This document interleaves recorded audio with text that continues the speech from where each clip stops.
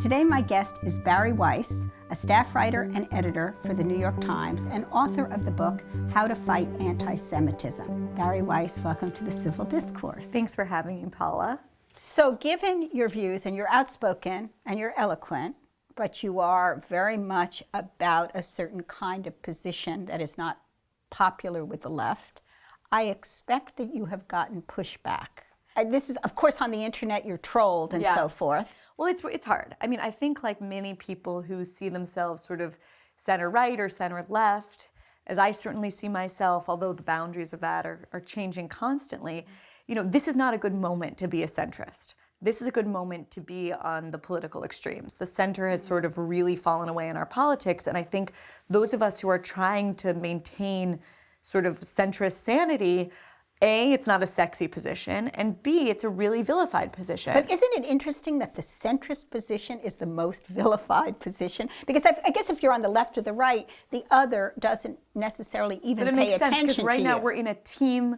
Politics has become a Reds and the Blues. It's a team sport, and if you're not on one of the teams, you're betwixt and between. And I find myself, like many other people, in sort of, I'm politically homeless at the moment. I think what's been hard for me is that I both get it intensely, really scary hatred from the far right, including white supremacists, and I also get it from the far left that claims that I'm sort of in bed with white supremacist politics. So exactly the kind of thing that I write about, I've experienced myself. And again, the challenge is to be courageous. So tell me then, can you define anti-Semitism for us? Because, I mean, I do think that people tend to feel in American society that it is not an issue. So how would you define anti-Semitism? And why does it exist even in societies where there aren't Jews? Well, first of all, I don't think anymore that anyone in America that's paying attention thinks that it's not an issue here. And that's not just because of Pittsburgh and Poway. It's because of what's happening every day on the streets of Brooklyn. It's because of what's happening on college campuses. It's frankly what's happening in mainstream political discourse.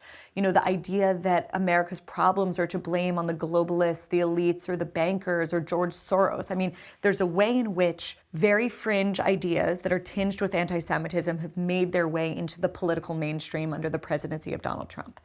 But I think maybe the best way to summarize it is that it's a cultural disease. And it's a cultural disease that in moments where societies are healthiest, the disease is sort of dormant in the same way that you and I carry lots of viruses in our bodies, but those viruses don't express themselves unless our immune system is weakened. It's the same thing with a society and with Jew hatred. When the immune system of a society is weakened, that disease, anti-Semitism, begins to show itself. And I think we see it in lots of different quarters. I mean, we all know about anti-Semitism on the right because we know about the Holocaust and we know about the Nazis and we know about the neo-Nazis. But on the left, as you say, it's a more insidious sort of situation because Jews have traditionally been liberal. And I would like you to tell us a little bit about what you think about this BDS movement, which stands for Boycott, Divest, and Sanction against Israel, and that you see as at the very core of a certain kind of left-leaning anti-Semitism. Would you explain? The anti-Semitism that comes from the far left does sort of the mirror image of what the far right does. The far right, it's white supremacists who want to kill us. What the far left does is that it converts Jews into white supremacists, or I'll say into white supremacist adjacent. How do they do that? They do that by saying that Jews, because they support what they say is the last standing bastion of white colonialism in the Middle East, which is the state of Israel, they are therefore involved in a white supremacist ethno-state project. And in that sense, any Jew who is a Zionist, and 95% of Jews, according to all of the statistics, are pro-Israel or support Israel, even as they are critical of Israeli government policies, we're talking about Israel's fundamental right to exist and protect itself, that they are themselves sort of agents of white supremacy. And that is what you see playing out in BDS movements. What I find very interesting, I mean, this style of thought that has entered it's an anti-intellectual, unnuanced, uninflected way of thinking about the world. I agree. How do we combat that? By modeling how to be passionate, civil, by rejecting tribalism in our own lives. I think this is extremely important. This is something that has touched me deeply in my own life.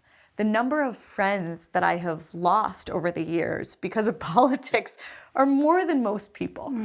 So I take it really seriously. And I think one of the things that we were talking before that I try and guard against is like the hardening of my own heart.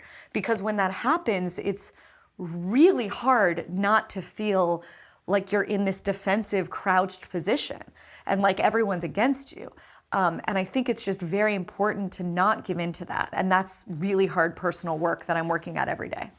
Well, I really want to thank you for coming here and speaking so eloquently, as you always do, Thank you. to us, coming to Philadelphia for this, and joining us for this inaugural episode of the Civil Discourse. I'm so excited to be here. Thank you. And thank you for joining us today for the Civil Discourse.